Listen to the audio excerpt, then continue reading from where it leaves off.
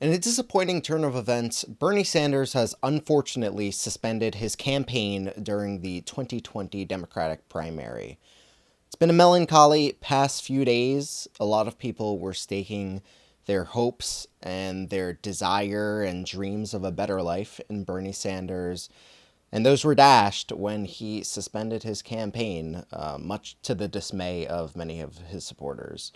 Let's take a look at some of what he said during his suspension speech, and then we can talk about what's to come in this 2020 election. And focusing on that new vision for America is what our campaign has been about and what, in fact, we have accomplished. Few would deny that over the course of the past 5 years, our movement has won the ideological struggle.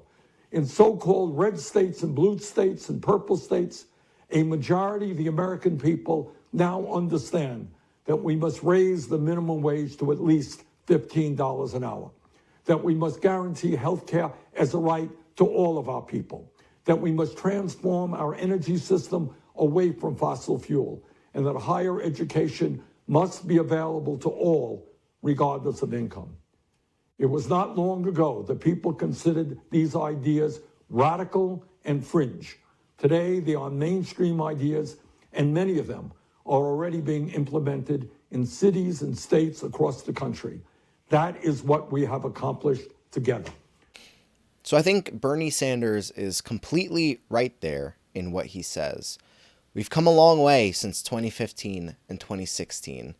It's been a rough couple of years since then. For us Bernie supporters, we've experienced this 2 times at this point, feeling the person that we stake all our hopes and dreams in unsuccessfully wage a campaign to drive the direction of the country in a place that will help all of us.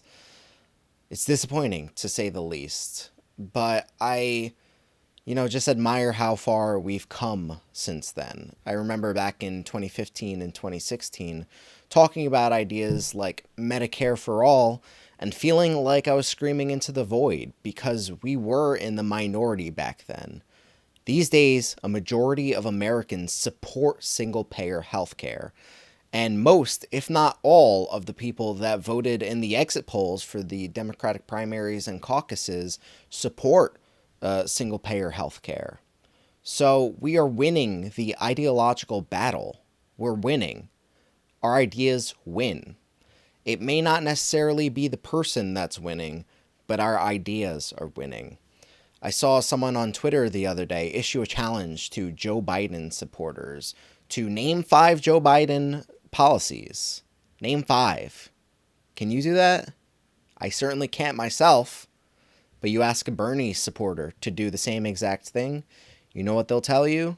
They'll just rattle them off. Medicare for all, a Green New Deal, tuition-free public colleges and universities, a $15 minimum wage, legalized recreational marijuana. Easy. Easy.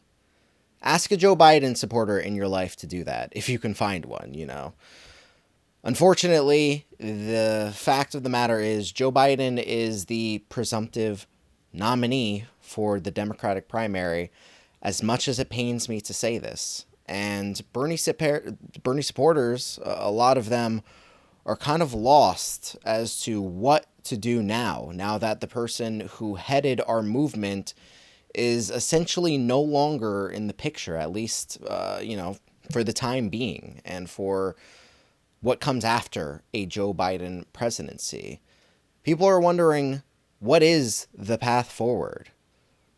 But you already know what the path forward is. The path forward has always been the path forward. It's always been strictly policy. It's always been justice, racial justice, social justice, justice in healthcare, justice for the criminal system.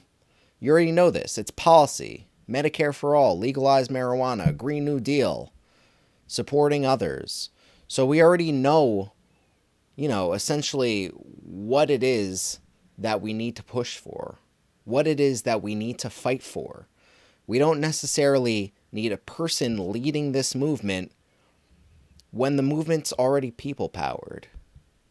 We were the campaign that had the most individual donors and individual contributions at different points in election history. That was us. We did that. It's always been people powered, and it's always been about the ideas. The Joe Biden campaign cannot say the same thing. With all that being said, I'd like to formally congratulate Joe Biden supporters and leave you all with a compilation of the so-called presumptive Democratic nominee. Congrats, guys, and good luck facing off against Donald Trump in November, because I certainly will not be voting for Joe Biden. We hold these truths to be self-evident. All men and women created by you know the thing. Tomorrow's Superstar Tuesday. All right, Chuck. Thank you very much. All right. It's Chris, but anyway. My name's Joe Biden. I'm a Democratic candidate for the United States Senate. Look me over. If you like what you see, help out. If not, vote for the other side. I love this place. Look, what's not to like about Vermont? One of the things I'm proudest of is getting passed, getting moved, getting control of the Paris Climate Accord.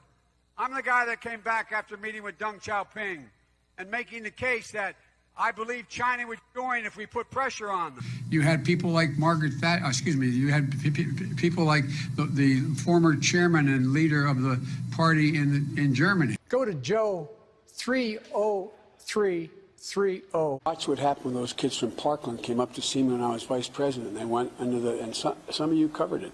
So Biden tells this story, or some version of it, a lot. He says that, he went on this military trip and it was dangerous, but he wanted to go anywhere, and he goes to the Konar province of Afghanistan, and he hears about how this man had climbed down into a ravine to rescue a fallen soldier, and he comes back up and he doesn't want to get this medal because he feels so heartbroken that his fellow comrade has fallen. That's about 3 different really heroic war stories, all kind of pushed together into one anecdote. Joe Biden has made all sorts of statements about his activism in the civil rights movement. Now, in the beginning of his career, he made similar statements that he's making today on the campaign trail, and then he got caught lying. And for a huge chunk of his political career, he stopped telling those lies. This day, 30 years ago, Nelson Mandela walked out of prison and entered into discussions about apartheid. I had the great honor of meeting him. I had the great honor of being arrested with our UN ambassador on the streets of Soweto. The only African-American woman that ever been elected to the United States Senate. A whole range of people. No, my point is, that's not true. The other one is here. Play the radio. Make sure the television, make sure you have the record player on at night.